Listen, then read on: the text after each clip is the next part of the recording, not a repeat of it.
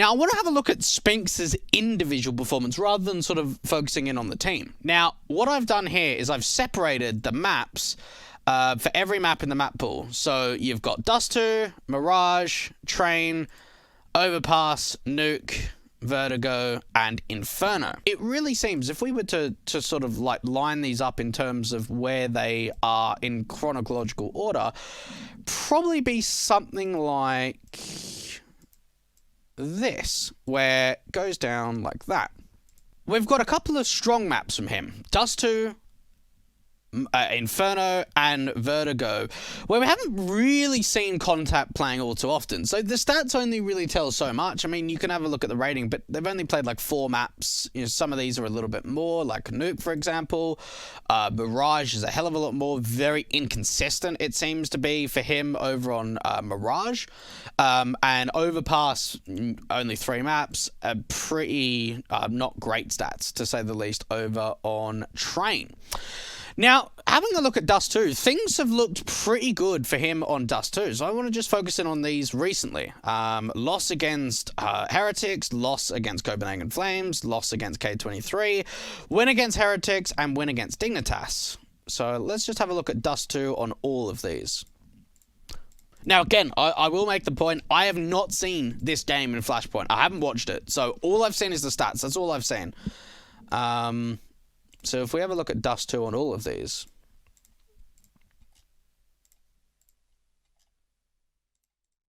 it seems that pretty consistently he's one of their best performers. So Dust2 was Heretics' map pick. Yeah, he didn't get the highest rating, very close to Rigon, but he was the highest performer there. We have a look over against Copenhagen Flames. This time it was their map pick. One of the best performers, highest amount of kills on Dust2. We have a look against K23, where they lost 16-2, where they got absolutely wrecked. Yeah, look, only 11 kills to him, but overall, this was just a whitewash of a map. You can see K23 won, bloody hell, 16 rounds in a row.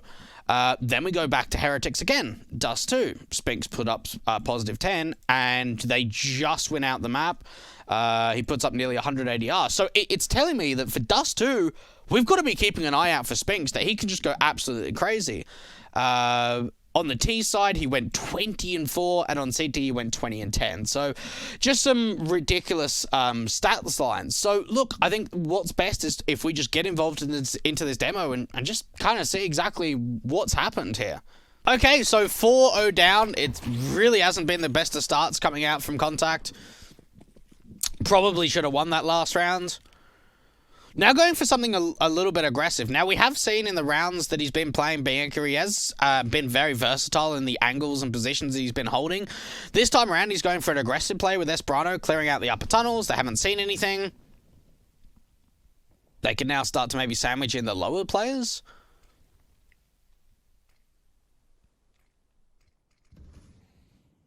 Is anyone checking this from Dig? Oh my goodness, okay. Jeez, those 2 kills came in so damn quickly for Spinx. Wow, that was insane. And now this round's just completely fallen apart for Dig. Oh my god, man. That was a huge round from Spinx. They push the upper tunnels with Esperanto. They get the information. They start to clear out lower tunnels, and you've got 2 players from Dig that their backs are just completely turned on that short angle. They don't expect the aggression to come out at all. And Spinx ends up finding a ridiculous 3K. That was really sharp, really nutty from Spinx. So finally, Contact have got up on the board. It was an eco. And look at the situation that's now put Dig in. They've got an AK onto Forest. This is pretty much a complete force buy. Heap's got 1700 as a reserve. But they've just got Deagles and a single rifle. Now, no lurk smoke. Nothing has been shown from the T side out to the upper tunnels. Nade out towards the right side wall. Back boxes to try and do some damage. No one there. Short commitment coming in from Dig, so Spinx is just waiting to see if there's maybe a bit of a lurk play. Can start to rotate pretty soon, considering the information's starting to come through. It's an A play. Maybe a little bit too slow on the rotations there. Man, the A players really let him down there, unfortunately. He's now the B rotator that's in a 1 versus 3. And look at the rifles that Dig have picked up. They've picked up an M4 for Freiburg, AWP for Halzerk.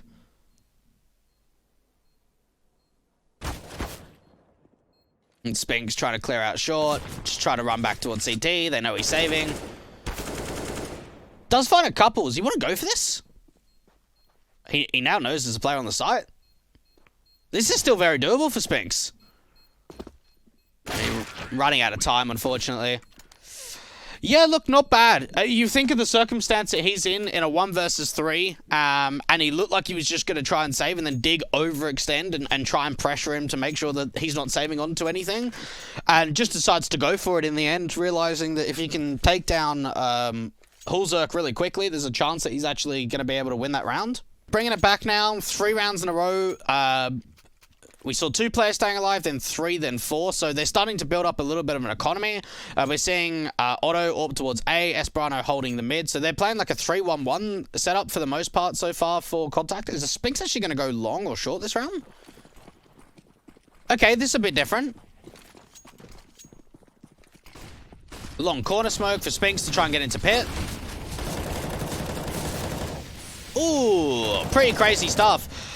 Okay, wow, let's slow this down for a minute. Let's slow this right down.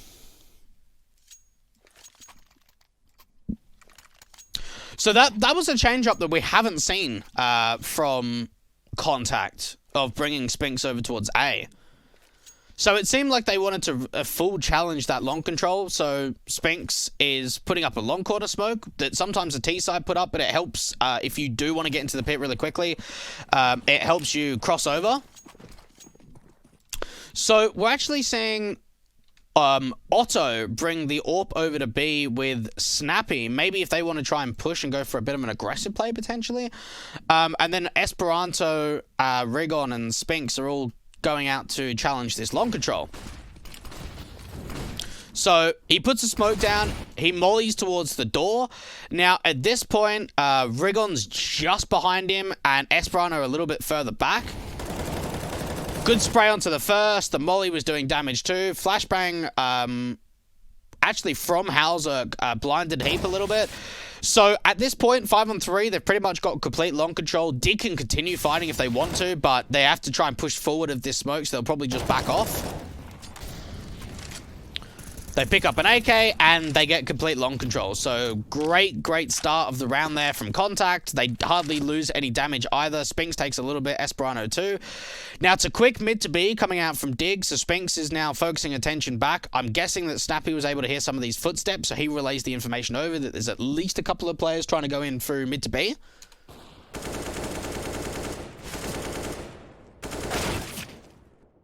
Decent stuff from Spinx. He's able to get a secondary kill, do a lot of damage onto Forest too.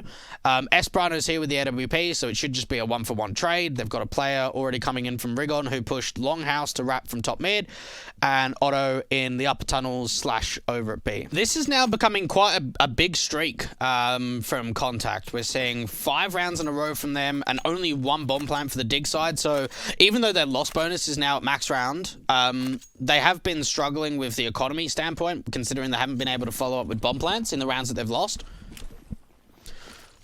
So, okay, this is a little bit different than what we saw in the last long take with Spinx. So it looks like they're double boosting up to short, bringing Esperano solo towards long.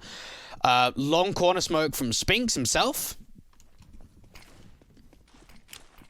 Molly out to the doors, no pressure, no nades, no nothing, so Spinx can relay this over, that he hasn't heard or just seen any utility or heard any footsteps or anything. He's been able to hug into back blue, peeks out, still hasn't seen anything towards Longhouse, and he's actually going pretty aggressive. They've already completely taken B, so Spinx can pretty much just give up on this position, regroup towards lower tunnels, or regroup to try and retake from the mid angle instead. And I think they're just saving. 3v4, Otto's already backing off. Spinx is staying around to look for some exits. I mean, economy is pretty strong for the city side, so I'm guessing they're just looking for exits rather than trying to retake the rounds.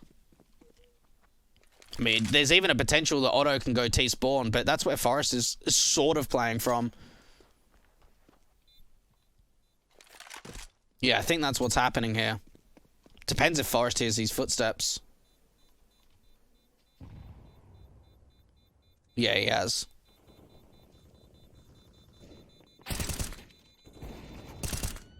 Decent job, though, from the CTs. Oh, okay. That was actually really, really nice. So, it was, what, a 3 versus 4 there from Contact, and what they decide to do is they leave Rigon playing the doors angle to look for exits. They leave Spinx to play in a bit of an off angle in the upper tunnels, and then they bring the AWPer of Otto to try and catch a sight line in to crossfire with Spinx. Now, unfortunately, Forrest is playing around here, so here's that scope, and it's just a simple kill onto the AWPer. But in the end, the CTs do a lot of damage. Everyone goes down on this T site, and Spinx stays alive. 20 and 10 for Spinx. We saw a fair few multi-kills. I do want to say the majority of the multi-kills were actually on rotation to A, rather than actually holding B. We probably saw 3 mid to B attempts. I don't think we saw at all a straight B site Xe. We only saw mid to B plays. But yeah, Spinx looked really good as an anchor. He was pretty disciplined. His anti-rush utility was very common round after round. So, Galil out for Rigon, Pistols out for everyone else, or Deagles for everyone else. Snappy's going for a Tech 9. Getting some lower tunnels control. Dig already establishing a player into the pit, so they've got that info on contesting long and taking it for their liking. Spinx just keeping an eye out for an aggressive B play, while they're starting to take some control towards Xbox and short. No one playing out from mid on the city side, so they're able to silently walk in without establishing a contact.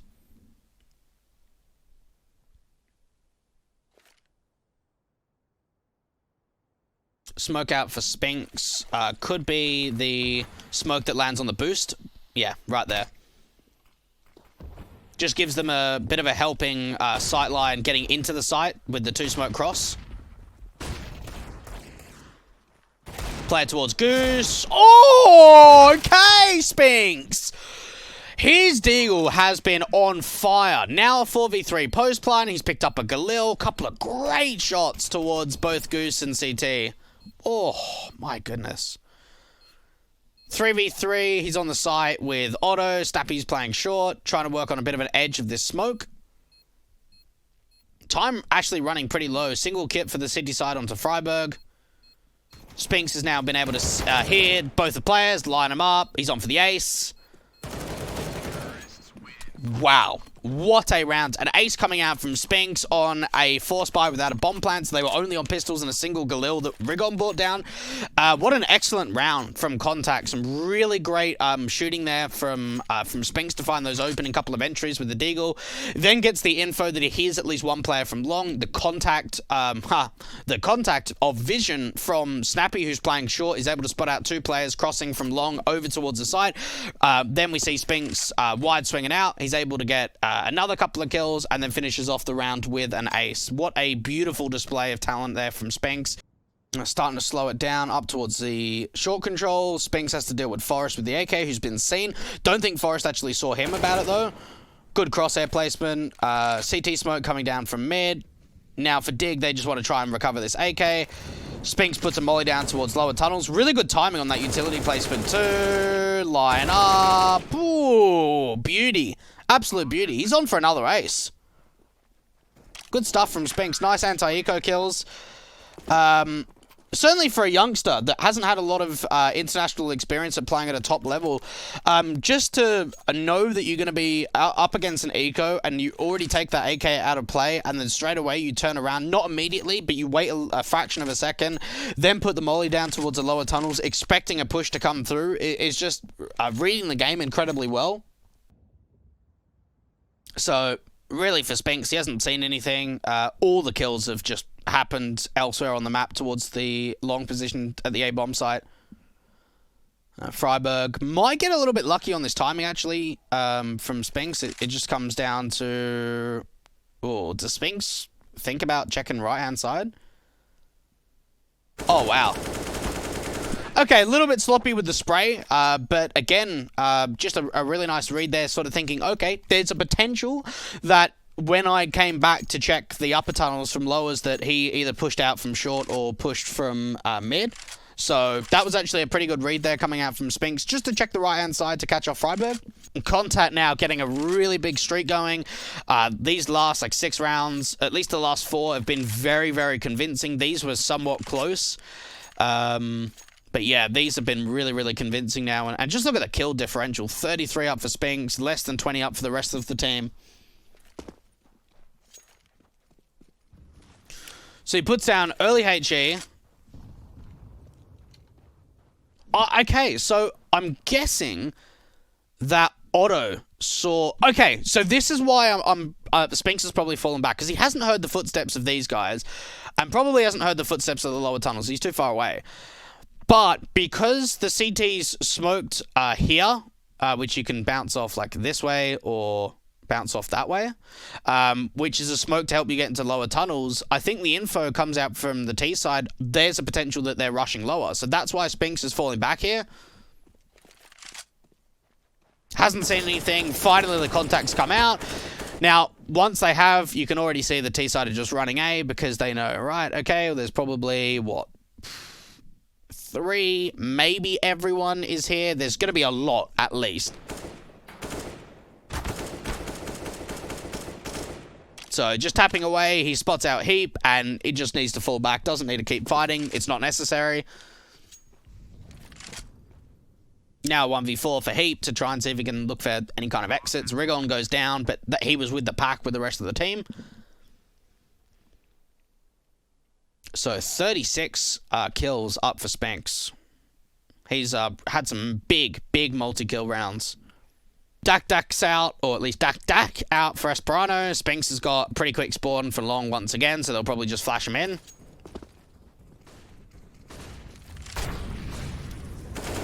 Oh, okay. What an opening to come out to Freiburg. And is he looking for more? Oh, man. Working on that smoke. Heap 2. Harry towards back blue. Oh, that is wild for Spinx. Great entries out from the longhouse. Really great crosshair placement. Great movement. Great repositioning. And that's his 40 bomb. Oh, it doesn't find the ace, but my goodness. Spinx, what a talent he has been when it comes to lurking and even some of these entry kills. His crosshair placement's been phenomenal. His pre-aim's been fantastic. And just his sharp ability to multi-frag has been incredible. Reading the game actually really well. And there it is, a 16-8 to result going the way of the contact side. 40 kills and 14 deaths, 161 ADR. Just mad numbers. Absolute mad numbers for him. A career best performance when it comes to an individual map. That's ridiculous. That really is. I really want to be able to watch more from Spinx, and I hope that he finds more consistency. Certainly, if Contact are playing Dust2, you want to be trying to deal with Spinx the best that he can, being the anchor over at B and lurking, for the most part, towards that B site.